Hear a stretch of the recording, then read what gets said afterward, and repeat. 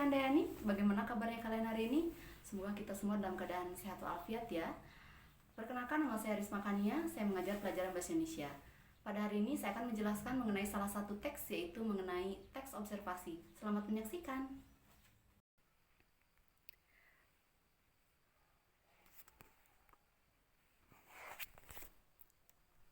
Menyusun laporan hasil observasi.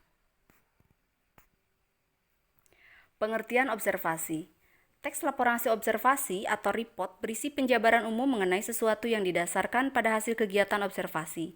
Kegiatan observasi merupakan kegiatan pengumpulan data atau informasi melalui pengamatan langsung atau peninjauan secara cermat di lapangan atau lokasi pengamatan. Kegiatan ini dilakukan untuk memperoleh informasi tentang tingkah laku, keadaan, kondisi, atau situasi dari objek yang diteliti.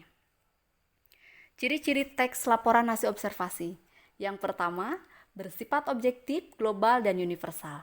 Yang kedua, objek yang akan dibicarakan atau dibahas adalah objek tunggal. Yang ketiga, ditulis secara lengkap dan sempurna. Yang keempat, ditulis berdasarkan fakta sesuai dengan pengamatan yang telah dilakukan. Yang kelima, informasi teks merupakan hasil penelitian terkini yang sudah terbukti kebenarannya.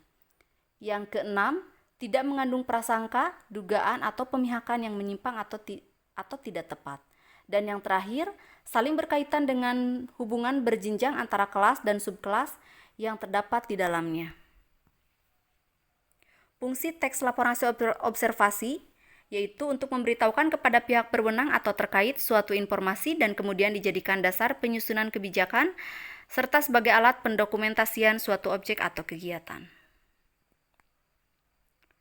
Informasi yang terdapat dalam teks laporan hasil observasi merupakan fakta yang ditemui oleh objek yang diamati. Fakta adalah peristiwa yang benar-benar terjadi. Fakta menunjukkan kebenaran informasi. Fakta merupakan pernyataan yang tidak terbantahkan kebenarannya.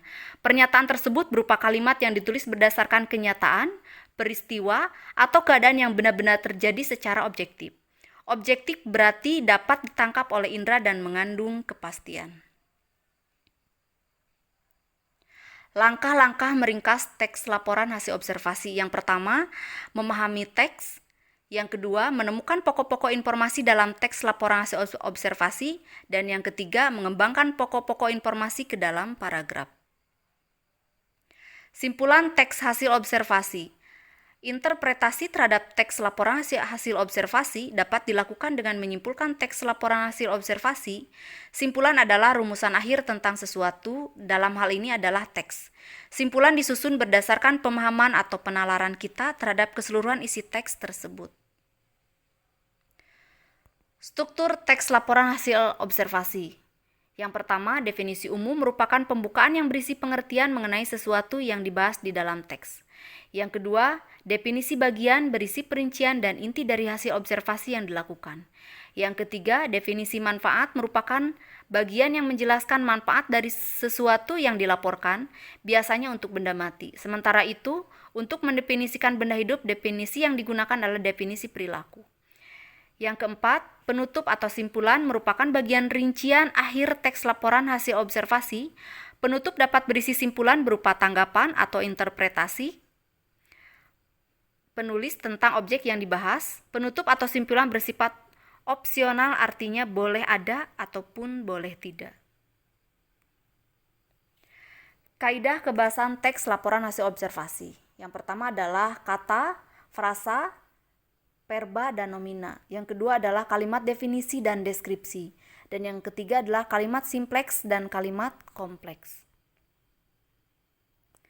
Gagasan pokok dan gagasan penjelas dalam menyusun teks laporan hasil observasi. Sebuah tulisan atau teks terdiri atas gagasan pokok dan gagasan-gagasan penjelas. Sebelum menyusun teks laporan hasil observasi, Anda diharuskan menentukan gagasan pokok dan gagasan penjelas teks laporan hasil observasi yang akan Anda susun. Mengembangkan teks dimulai dengan menuliskan gagasan-gagasan pokok terlebih dahulu.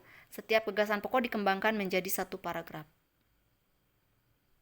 Langkah-langkah menyusun teks laporan hasil observasi. Yang pertama, menentukan topik masalah yang akan diamati atau diteliti. Yang kedua, merencanakan cara menyelesaikan masalah. Yang ketiga, melakukan pengamatan sesuai dengan masalah yang ditentukan. Yang keempat, meneliti ulang hasil pengamatan. Yang kelima, membuat kerangka laporan hasil observasi. Yang keenam, menyusun laporan hasil observasi. Dan yang terakhir adalah membenahi laporan. Bagaimana setelah kalian mendapatkan penjelasan mengenai teks observasi? Semoga apa yang Ibu jelaskan dapat bermanfaat ya untuk kita semua.